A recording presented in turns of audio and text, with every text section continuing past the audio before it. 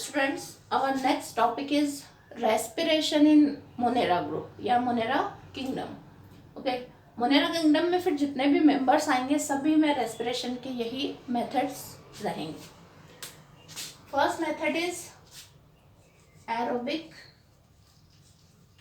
and second method is anaerobic. Okay, we know aerobic respiration is in the presence of oxygen. Okay, aerobic respiration में जो कि oxygen की presence में होता है and anaerobic respiration absence of oxygen जो कि ऑक्सीजन की एब्सेंस में होता है.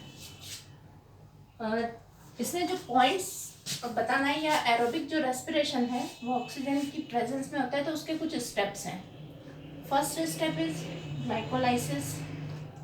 You know what is glycolysis? One molecule of glucose is break down into two molecules of pyruvic acid. Okay, this is first step of aerobic respiration. Second step is Krebs cycle. Then third, ETC. Electron transport cycle. Full form of ETC is electron transport cycle. And fourth is phosphorylation या oxidative phosphorylation.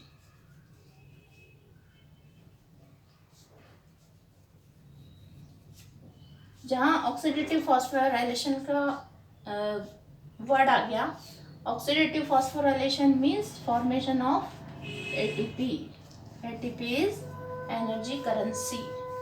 Full form of ATP is adenosine triphosphate. Okay, ATP is energy currency. और ये ATP कब बनता है? जब ये चारों step complete होती हैं. मीन्स ये स्टेप कंप्लीट होती हैं एरोबिक रेस्पिरेशन के अंदर. ओके, एक नॉर्मल यूकैरियोटिक जो सेल होती है उसमें सारे पार्ट्स होते हैं जिनके अंदर ये सारी प्रोसीजर होती हैं. मीन्स जब रेस्पिरेशन की बात करें तो रेस्पिरेशन कहाँ पर होता है? माइटोकॉन्ड्रिया के अंदर. लेकिन यहाँ पर माइटोकॉन्ड्रिया एब्सेंट है तो ग्लाइकोलाइसिस जो होती है वो होगी साइटोप्लाज्म में. Okay, and second is also in cytoplasm. क्योंकि सारे जो एंजाइम है जो कि इस प्रोसेस को कंप्लीट करते हैं इसको एरोबिक रेस्पिरेशन की प्रोसेस को, सारे एंजाइम किस में डिसॉल्व रहते हैं? साइटोप्लाज्म के अंदर. ईटीसी इलेक्ट्रॉन ट्रांसपोर्ट साइकिल, इसके लिए कुछ पिगमेंट्स की रिक्वायरमेंट होती है. तो ये जो होता है ये होता है सेल मेम्ब्रेन में. डिफरेंस है सेल मेम्ब्रेन. सेल मेम्ब्रेन के साथ अटैच होता है मीजोसोम. मैंने पहले ही बोला था आपको respiratory part. Mesosome is a respiratory part और mitochondria act as a mitochondria. Okay, now third one is oxidative phosphorylation या फॉर्मेशन ऑफ एटीपी. ये प्रोसीजर भी होता है इन सेल मेम्ब्रेन. उसकी जो सेल मेम्ब्रेन है या प्लाज्मा मेम्ब्रेन है वहाँ पर ये पूरा प्रोसीजर होते हैं. ये दो procedure glycolysis and Krebs cycle in cytoplasm mean cytoplasm के अंदर.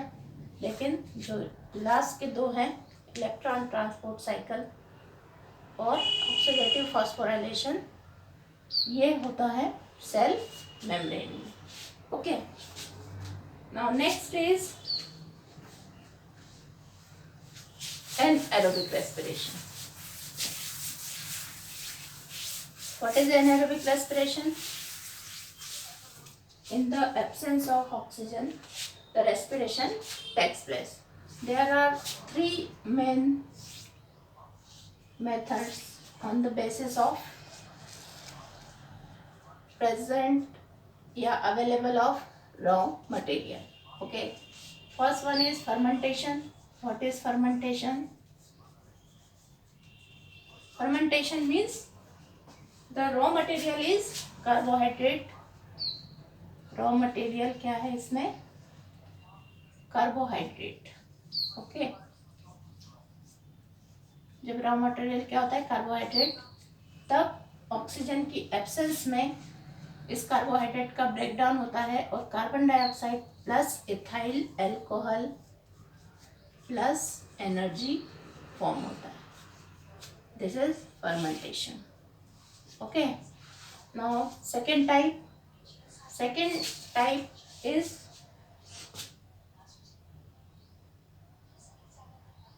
putrefaction.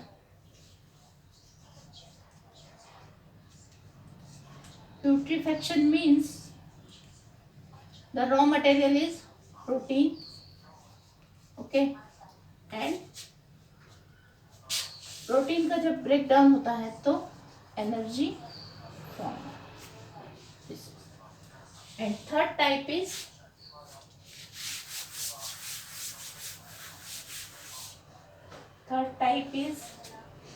decay. What is decay? Decomposing ना. तो इसमें होता है ब्रेकडाउन ऑफ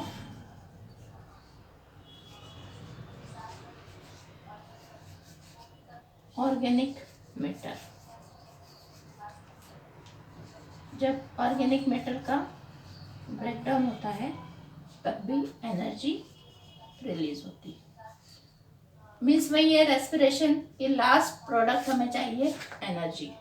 ठीक है, जब वो ऑक्सीजन की प्रेजेंस में होता है तो एनर्जी की जो क्वांटिटी होती है वो ज़्यादा रहती है और जब ऑक्सीजन के एब्सेंस में जो एनर्जी हमें मिलती है उसकी क्वांटिटी कम होती है. नेक्स्ट इज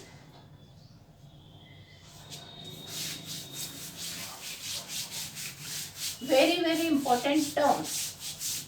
मीन्स ये जो अब टर्म्स मैं लिख रही हूँ ये बहुत इंपॉर्टेंट है और इसे बिल्कुल ध्यान से आपको समझना है.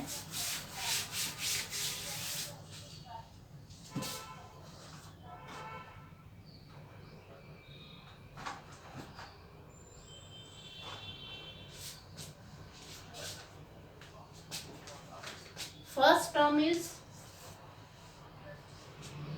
obligate aerobes. Obligate aerobes.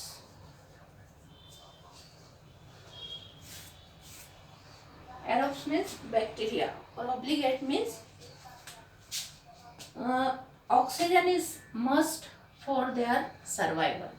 Means ऐसे बैक्टीरिया जिनके सर्वाइवल के लिए ऑक्सीजन बहुत इम्पोर्टेंट है. मीन्स बिना ऑक्सीजन के वो सर्वाइव नहीं कर सकते हैं. ऐसे बैक्टीरिया कहलाते हैं obligate aerobes. Second is obligate anaerobes. Means anaerobe से ऑक्सीजन इज एब्सेंट या oxygen is absence of oxygen is must. Absence of oxygen is must. Means यहाँ पर यदि ऑक्सीजन प्रेजेंट हो जाती है तो ये जो बैक्टीरियाज एरोब्स हैं उनके लिए वो पॉइजन का काम करेगा. यदि ऑक्सीजन होगा तो ऐसे जो बैक्टीरिया हैं वो सरवाइव नहीं कर पाएंगे. ये कहलाते हैं obligate anaerobes. Okay, now third is facultative aerobes.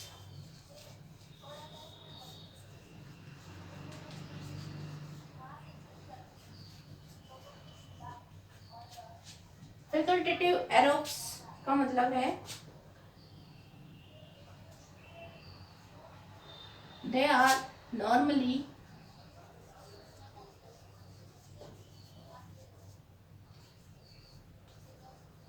ये नॉर्मली क्या है?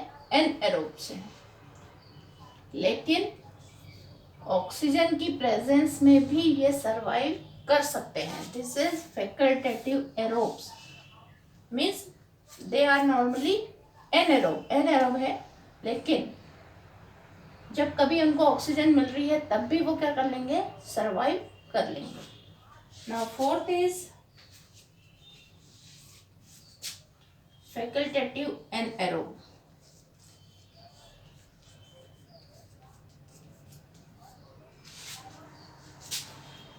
जस्ट ऑपोजिट फैकल्टेटिव मीन्स ये नॉर्मली क्या है, नॉर्मली ये एरोबिक है,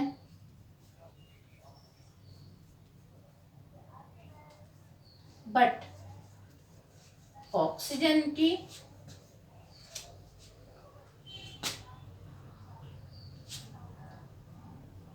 but survive in the absence of oxygen, but they can survive in absence of oxygen.